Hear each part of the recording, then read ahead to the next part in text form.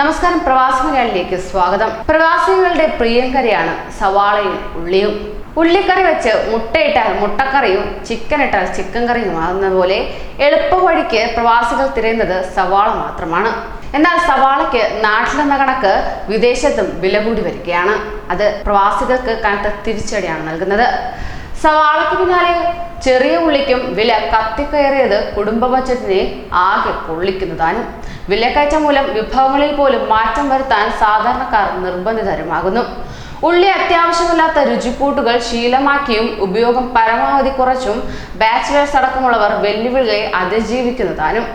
തോരന് പകരം മെഴുക്ക് പുരട്ടിയും ഉള്ളി വേണ്ടാത്ത അവിയൽ, എരിശ്ശേരി, മോരുകൂട്ടാൻ, രസം തുടങ്ങിയവയും പലരുടെയും ശീലങ്ങളിൽ ഇടം പിടിച്ചു കഴിഞ്ഞതാനും.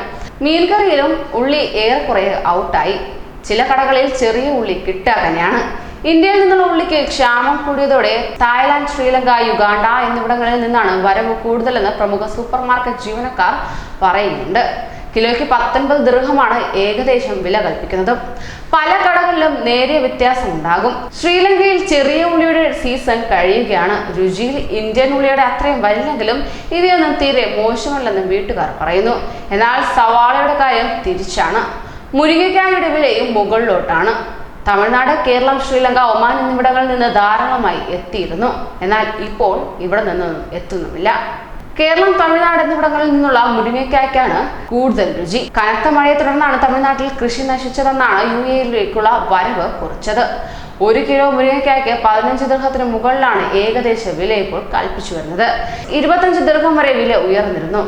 നാടൻ മുരിങ്ങയ്ക്ക കിട്ടാതായതോടെ മലയാളികളിൽ പലരും സാമ്പാറിൽ നിന്നും മറ്റും ഇതൊക്കെ ഒഴിവാക്കി പിന്മാറുകയും ചെയ്തു. എന്നാൽ അധികം വൈകാതെ ഈ സാഹചര്യം മാറുമെന്നാണ് പ്രമുഖ സൂപ്പർ മാർക്കറ്റ് ജീവനക്കാരുടെ അഭിപ്രായം. UAE-യുടെ വടക്കൻ എമിറേറ്റുകളിലും മുരിങ്ങയ്ക്കായ സമൃദ്ധമായി വിളയുകയും ചെയ്യുന്നുണ്ട്. ഇതിന് തടി കൂടുതലും സ്വാദ് കുറവാണെന്നുമാണ് മലയാളികളുടെ പരാതി. ഇല കൊണ്ട് തോരനുണ്ടാക്കിയാലും നാടന്റെ രുചി കിട്ടുകയേ ചെയ്യില്ല. അവധി കഴിഞ്ഞ് നാട്ടിൽ നിന്ന് മടങ്ങുന്നവരുടെ പെട്ടിയിൽ സവാളയും ചെറിയ ഉള്ളിയും ഇടം പിടിച്ചു തുടങ്ങിയിരിക്കുന്നു. ഇക്കാര്യത്തിൽ വീട്ടമ്മമാരും ബാച്ചിലേഴ്സും പിന്നിലല്ലതാനും.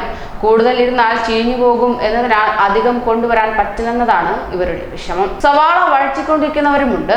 കൊണ്ടുപോകുന്നതിലും വലിയ പെട്ടികളിലുമായാണ് പലരുടെയും മടക്കം. ഈ പെട്ടികളിലെ പുതുമുഖമാണ് ഉള്ളി. നാട്ടിലെ ചില തട്ടുകടകളിലെ ഓംലെറ്റിൽ സവാളയ്ക്ക് പകരം ക്യാബേജ് പരീക്ഷിച്ചു വരുന്നുണ്ട്.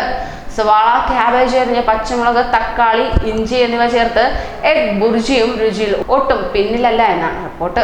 ഇന്ത്യൻ സവാളയുടെ വരവ് നിലച്ചതോടെ മാസങ്ങളായി വിപണിയിൽ വിദേശാധിപത്യമാണ്. ഈജിപ്ത്, ഹോളണ്ട്, തായ്ലാന്റ്, പാകിസ്ഥാൻ, തുർക്കി എന്നിവിടങ്ങളിൽ നിന്നാണ് ഇപ്പോൾ സവാളയുടെ വരവ്.